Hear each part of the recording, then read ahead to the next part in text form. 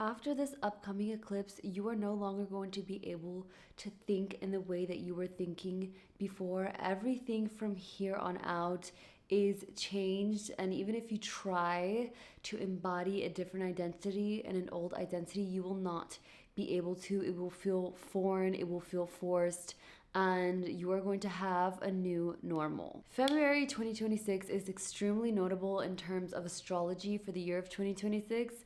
And we have an eclipse, a solar annular eclipse in the sign of Aquarius on February 17th. I will put the time and the time zones here. A solar eclipse happens always on a new moon, but when the new moon is close to the nodes. So this is not your typical new moon where you want to manifest and seed plant. The chart pulled up. Okay, so I have the chart pulled up, my notes, and I don't do a card pull usually on eclipses, and so there will be no card pull at the end of this video, but we still have so much to get into with this eclipse. I'm extremely excited to see the way this lunation plays out over the next 18 months. So this eclipse is occurring in the sign of Aquarius at 28 degrees. Aquarius is a fixed air sign that's modernly ruled by Uranus and traditionally ruled by Saturn. Aquarius governs systems, the collective, innovation, future forward thinking. It could be a sign that's a little bit more cold and detached. And there's a lot of themes of technology associated with the sign of Aquarius as well. And so this lunation is occurring at 28 degrees, a late degree, a critical degree in astrology. It feels very final, it feels like mastery, and it feels like urgency. And so I want you to think over the last few years, what in the topics of Aquarius you have learned, mastered, and what feels urgent around this time. And so I want you to think back over the last few years. Remember that we are in 2026 and the pandemic happened in 2020. It's already been 6 years since that happened. So you may think you may not have learned that much off the top of your head about technology, but think about what you knew back then compared to what you know now, because there have been a lot of very, very, very grand, kind of like abrupt changes in technology and the way that we traditionally do things since that time.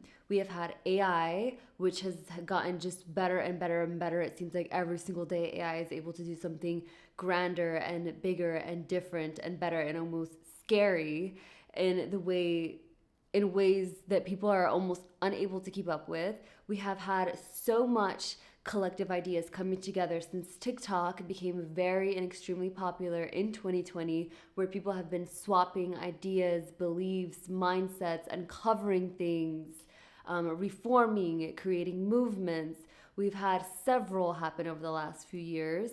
And remember, we're at 28 degrees, so this is a lot of mastery, okay? We know and understand a lot of things in terms of astrology. We also got a taste of an upgrade and innovation since 2020. People got a taste of what it was like to work from home. People got a taste of what it was like to do work from home, to do school from home, to graduate college from their living room, from their bedroom, sleeping during meetings because they're in different places, being able to be anywhere in the world. And it kind of gave people a taste of what life was like to be like. And it also made people realize what is more important to them. You may have realized what is more important to you over that time where we were shut indoors, thinking in hermit mode. A lot of people had spiritual awakenings during this time. And so we have mastered so much in the Aquarius themes, thinking about the collective, technology, innovation, structures since over the last few years. This is not like new information that we're just about to learn like right now. This is a culmination of a lot of things, which has put us in a kind of uncertain kind of territory where people are leaning into the traditional way of doing things.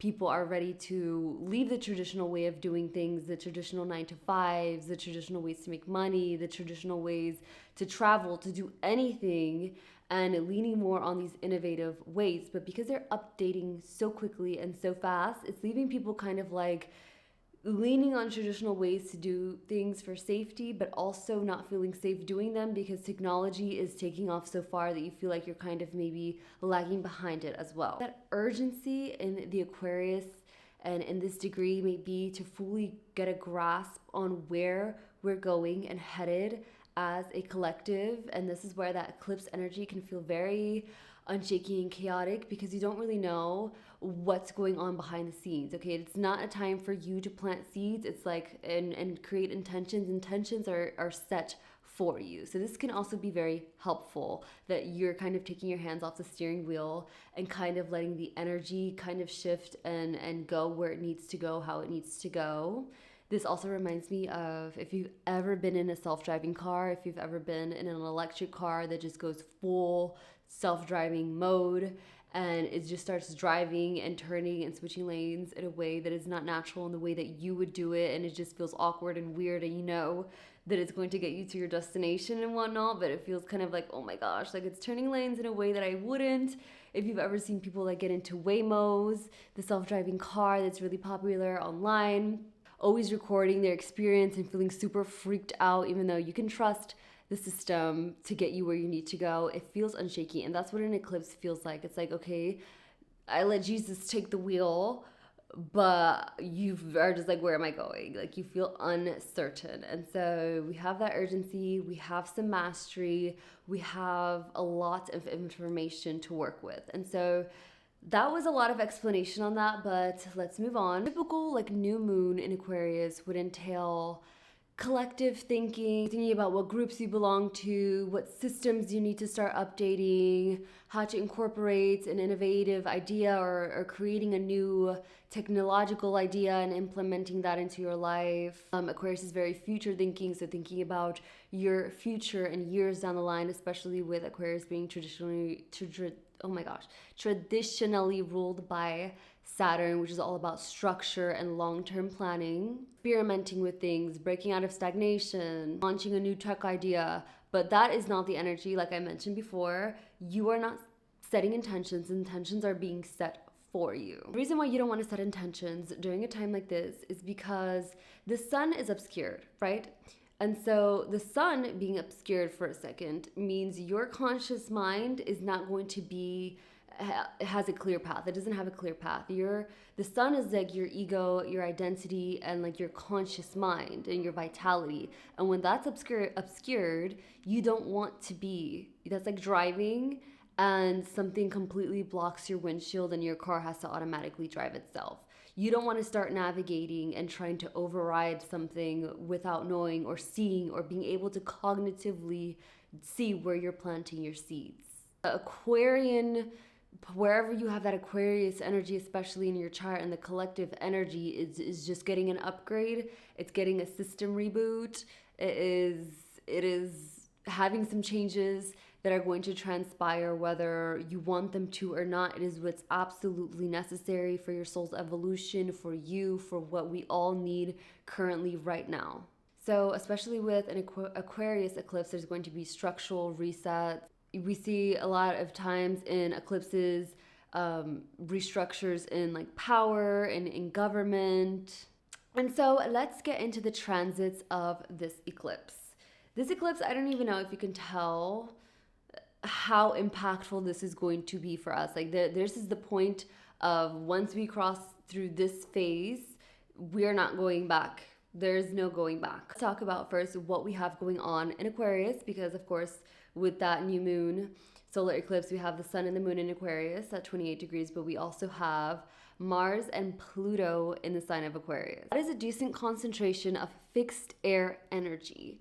That is a lot of ideologies kind of clashing together. That is where sudden movements as in like a collective movement towards a certain goal or something, start to take place. A little bit of maybe like protest energy. You know, it's a humanitarian that wants the best for humans, for the collective, for living beings, not even just people. Having Pluto in Aquarius deepens this.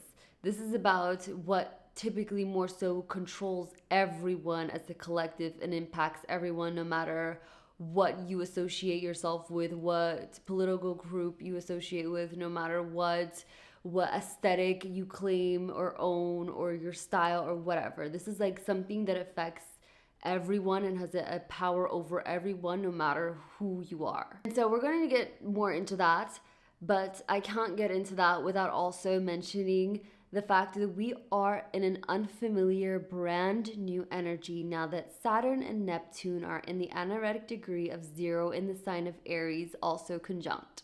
That was a lot. This is not a typical casual thing that happens. Saturn and Neptune only come conjunct every, I think, 36 years. And then in these two signs, that has not happened since anyone who is alive now has been alive. And so this energy is something that is new and fresh for all of us to be feeling. And so we're already having a brand new slate starting for us. Aries is the sign of sovereignty, the sign of self. It is the I am, okay? That is Aries saying I am. And then we have this concentration of Aquarian energy, which is thinking about the collective. And so this is kind of Aries saying, who am I inside of this system that has been built, and how has this system that has been built, how has the system been affecting me? I talk a lot about the subconscious mind and how your outer world bends to your inner world first. And so if your outer world for a very long time has been influenced by certain power structures, who we often, you hear the term, we live in a simulation a lot, and especially around this time, you might be hearing a lot of, especially because Aquarius is a sign that thinks less in terms of a lot of spiritualness and more so we're in a simulation type of verbiage. People are waking up to all of the subliminal messaging, to the simulation, to understanding that everything is put in a way to make our inner world think a certain way that then affects our outer world. Our outer world bends to our inner world first. If our outer world has been structured in a very specific way that wants you to think in a certain way and wants you to obtain certain beliefs, that affects your inner world. And so the Aries, especially because Neptune just left Pisces, that had an extreme illusion and fog over a lot of things and kind of confusion and not certainty, not understanding, nothing concrete. Now that it is freshly in Aries, the fog is lifted. People are going to be realizing how they're affected by all of the things that have been going on in this simulation, in the power structures from their boss, from the authorities in their life, from their parents, from all the things that have been taught and implemented into their subconscious mind, how they think that they may have been consciously thinking those things, but realizing where these things and thoughts and beliefs come from. And if that has been implanted into my inner world, how that has been shaping the outer world and the collective, and how the collective has all been massively impacted by all of the messaging that is constantly fed to us through media, through social media, through our data. Just understanding how you've been affected personally, people waking up individually and realizing, especially with Saturn and Neptune here, how they've been affected by these certain power structures. Thinking about how your wants and desires and questioning if those were actually yours. Were those your actual wants, your I am, like I am this, I am that? Did that come from you? All of your decisions, all of your beliefs, did that actually come from you, or have you been influenced heavily by powers to believe certain things? We have Mercury and Venus in the sign of Pisces. And so this kind of softens things up a little bit. We have a little bit of detached Aquarian energy, thinking futuristically, thinking about the collective. And then Aries that can have a little bit more of an aggressive nature where you're like, who put these ideas in my mind? Show me who they are right now. And then you have Pisces kind of softening things up a bit. So Mercury is how you think, your inner dialogue, communication, and we have Venus, what you find valuable, what you romanticize, love, in the sign of Pisces. And then we also have the North Node in the sign of Pisces. The way I see these signs in Pisces, it's kind of, Pisces has a tendency to want to spiritualize things, find the spiritual meaning in everything, to soften things up a bit, to see things from a different, higher kind of perspective. Pisces can also be an old soul.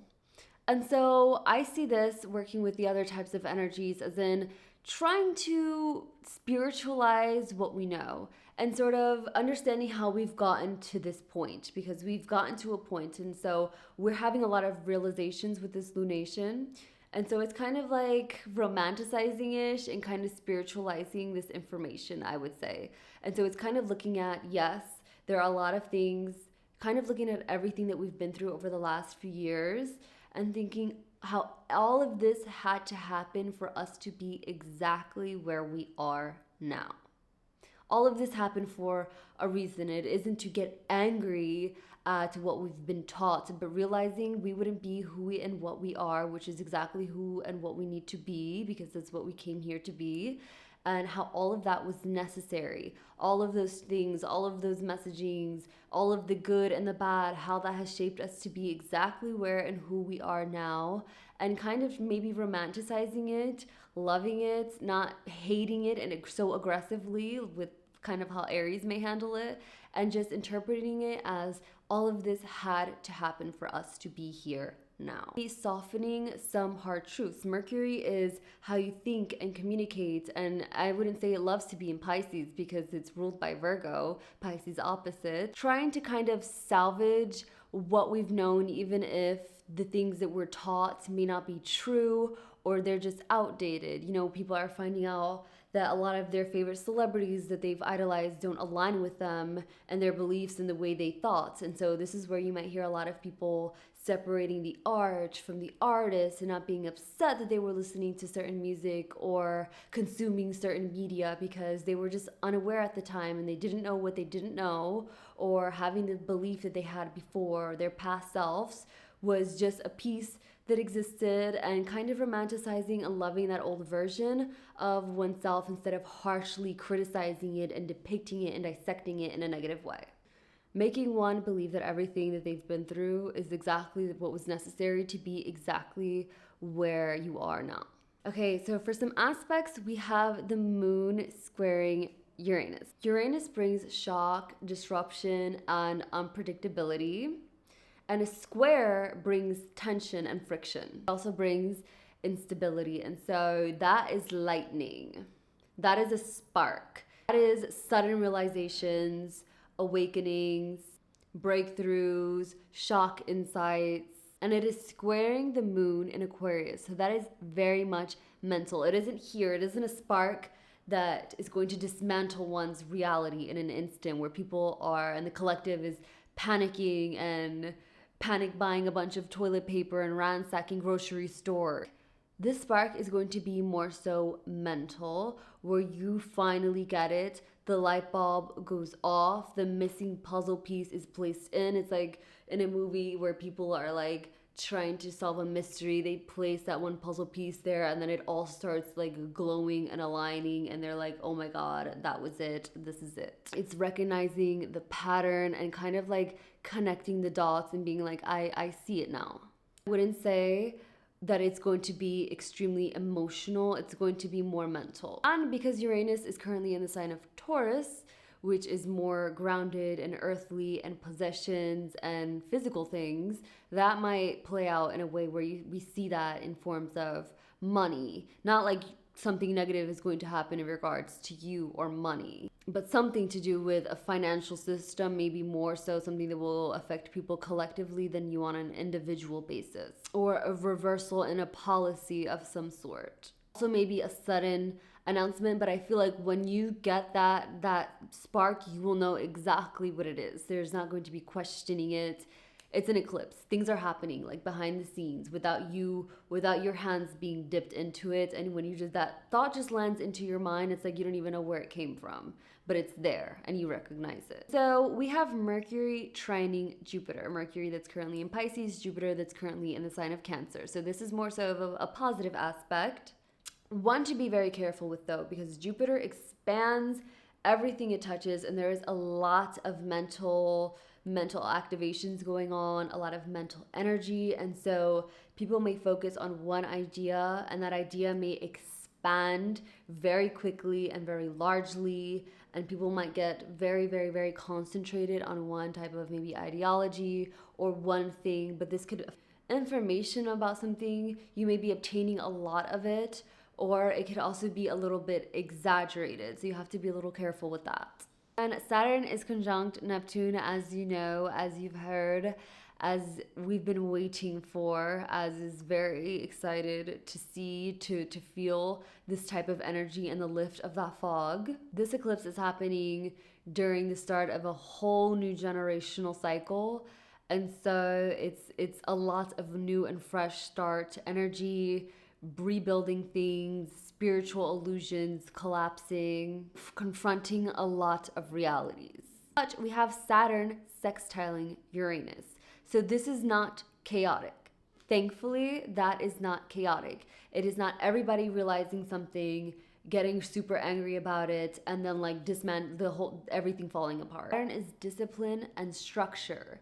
And so having Saturn sextile Uranus experience some disruption, but that disruption will have structure in a container, not disruption with no base and then everything collapse and no one knows what to do after that, or you don't know what to do with this new information or with these new sparks. And then Saturn is sextiling Pluto, so that is powerful restructuring. There is not like a total shift with chaos and running in a direction that we have no idea. It is structured. And so what do? It's an eclipse. And there's a bunch of new things going on, and there's going to be a mental spark, and you're not supposed to intention plant. So what do? Touch grass. Not in a sarcastic, like, just go touch grass, calm down, you'll be fine type of way, but actually ground yourself. Take a walk, breathe fresh air. The things that need to happen. This is not the time to try to brute force anything, to force anything, to try to really initiate with all of your conscious energy anything, because things are happening on your behalf already for you. Because your phone is about to be a bigger addiction than it already might be, with all of this information, with all of these realizations, take a phone break. Intentionally take a break away from your phone and recalibrate. Understand the downloads that come into your mind. Allow information to come into your mind. You'll start uncovering information or get a burst of insight about something. It can almost become like a dopamine unhealthy habit to go then, and just another bad habit to then go down rabbit holes and look up more information and look up more things, especially with Jupiter and that trying kind of amplifying things. You might just be like scrolling on your phone and absorbing way too much information all at once that is more than you're even able to handle. You don't want to match any type of chaotic energy. So ground yourself, touch grass, realize we live on a floating rock still at the end of the day. If you don't absolutely have to sign contracts or stamp in anything that's massively permanent, then don't go seeking it out. You probably won't have an inkling to anyways around this energy, but if you've been having the idea to sign an important document, save that for when the energy of this eclipse is settled. Even though we're in eclipse season, we're going to have an eclipse soon after this for the full moon, a lunar eclipse coming up. Expect the unexpected. Eclipses bring unexpected things because they're not things that you're choosing with your conscious mind. They're things that come out of nowhere, people that come out of nowhere, things that leave out of nowhere, inventions that are announced out of nowhere, just things that seem like they came out of nowhere because you didn't choose them. They just came and entered or left. And so let what needs to go. Let what is coming in, come in, or analyze it and be aware that it's not something that's not meant for you. Okay, and so I think that is all I have for this eclipse, this solar eclipse in Aquarius. Get ready to feel that mental click. We're also nearing the end of this astrological year. We're at the energetic degree. We've mastered something. You have mastered something. You know things about technology, about future forward thinking, about where you want to see yourself. And you've probably implemented and taken steps towards getting to this life that you've been imagining with this Aquarian themes and thinking long term, and what am I going to do with AI, with new technology, with new different types of jobs that exist with this new technology, with my role in society and how have I been affected by my surroundings and the collective and power structures. There's no more massive kind of like fog and illusion. That is done. Saturn and Neptune are conjunct. They've lifted that fog. They've left Pisces. They're in Aries. I am. And so who are you inside this collective structure? And so I think that's all I have for this lunation. No card pull today. I don't feel like you need one. What is going to come is going to come. What is going to go is going to go. We are going to see how this energy plays out because this is an eclipse. So 18 months from now, we can see what all of this energy right now was really leading towards and meaning for us. And that's all I have for this video. Bye.